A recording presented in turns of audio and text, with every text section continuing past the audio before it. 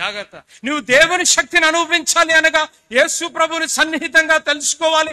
ఆయన సన్నిధి, ఆయన శక్తి నీ జీవితంలో if it has to operate in and through you, you have to spend time in the presence of God. గెత్సెమనీలో యేసు ప్రభు వారు మోకరించారని తెలుసు.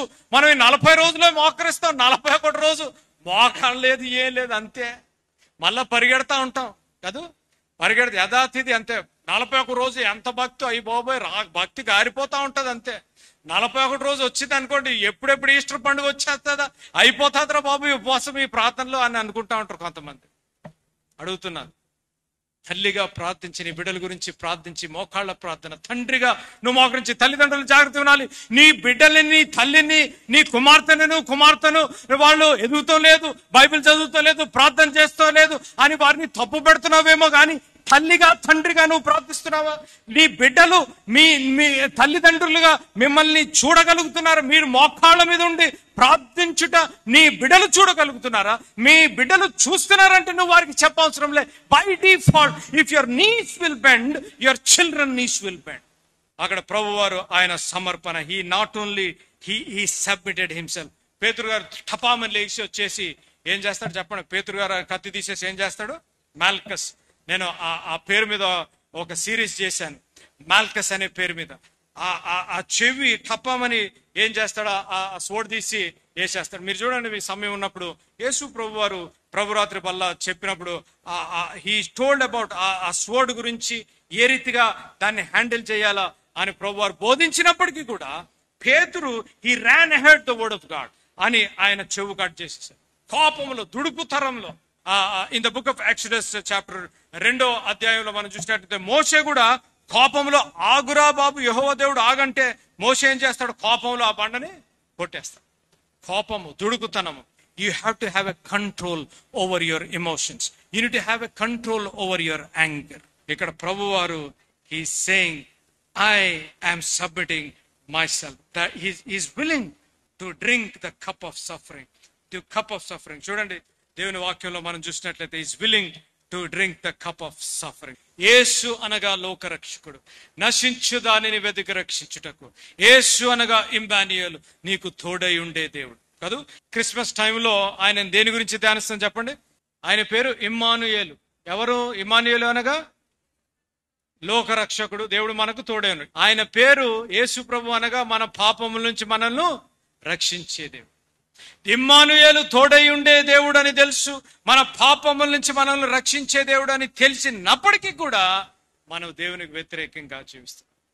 దేవాతి దేవుడు తండ్రి చిత్తానికి ఆయన నెరవేర్చి ఆయనను తన్ను తాను అప్పగించుకున్న రీతిగా దేవుని వాక్యంలో మనం చూడగలం. కీర్తన 48వ కీర్తన 8వ వచనం. సైన్యములకు అధిపతియగు యెహోవా పట్టణమునందు, మన దేవుని పట్టణమునందు మనము వినినట్టుగానే జరుగుట మనము చూచి ఉన్నాము. దేవుడు నిత్యముగా దానిని స్థిరపరిచి ఉన్నాడు.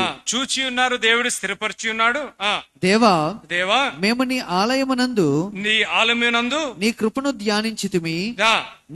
దేవా నీ నామము ఎంత గొప్పదో, నీ కీర్తియు బూదిగంతముల వరకు అంత గొప్పది. నీ కుడి చెయ్యి నీతితో నిండి ఉన్నది. నీ న్యాయ విధులను బట్టి సియోను పర్వతము సంతోషించును గాక, యూదా కుమార్తెలు ఆనందించుదురు గాక. మనం తెలుసు, మనం వింటున్నాం, మనం చదువుతున్నాం. జాగ్రత్త వినాలమ్మా, మనం వింటున్నాం, మనం చదువుతున్నాం. ఆ తోట, ఆదాము పాపము చేసిన తోట, ఏదెను తోటలో దేవాతి దేవుడు గొర్రె పిల్లను వధించి వారి దిగంబరత్వాన్ని కప్పాడు. వారికి అలనాడు ఇచ్చిన ఆ దృశ్యాన్ని మనకు తెలుసు. గత్సెమనీ తోటలో ఆయన పడిన వేదన, ఆయన ఏ రీతిగా మోసగించబడ్డాడు, ఏ రీతిగా పోరాడాడు, ఏ రీతిగా తను తాను సమర్పించుకున్నాడు తండ్రి చిత్తానికి తెలిసినప్పటికీ కూడా దేవునికి వ్యతిరేకంగా జీవిస్తున్నాం.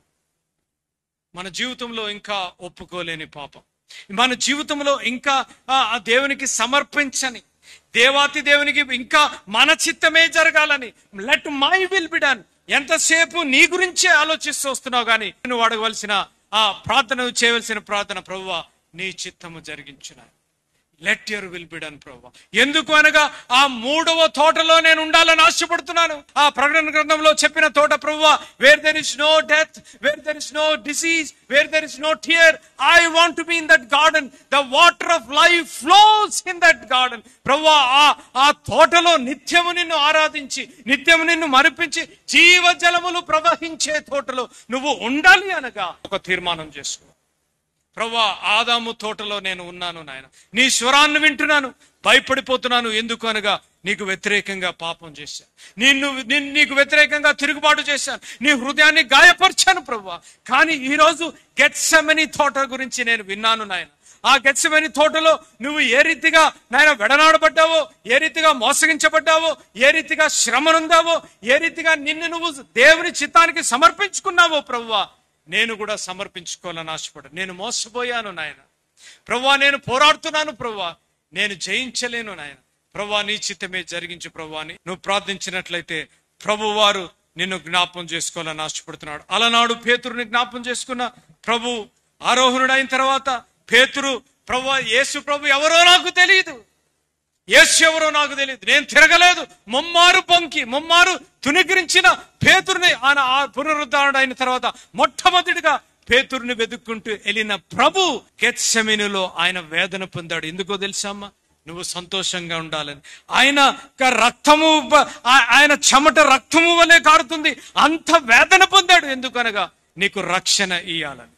ఇంకా ఎవరైనా, నా మాట జాగ్రత్త ఉండాలి, ఇంకా ఎవరైనా రక్షణ అనుభవం లేకుండా ఉంటే దేవుని వాక్యం సెలవిస్తుంది, today is the day of salvation. ఈ రోజే రక్షణ దినం. ఈ రోజు నీ చిత్తానికి నేను అప్పగించుకోవాలని ఆశపడుతున్నాను. ఏమి జరిగినా ప్రభువా, నీ చిత్తమే సిద్ధించుగాక. నా వివాహంలో, నా ఉద్యోగంలో, నా విద్యలో, నా నిజ జీవితంలో నీ చిత్తమే జరిగించు ప్రభువా అని అడిగినట్లయితే ప్రభు నీ మొర ఆలకించాలని ఆశపడుతున్నాడు. అట్టి కృప పరిశుద్ధాత్మ దేవుడు మనకు అనుగ్రహించునుగాక.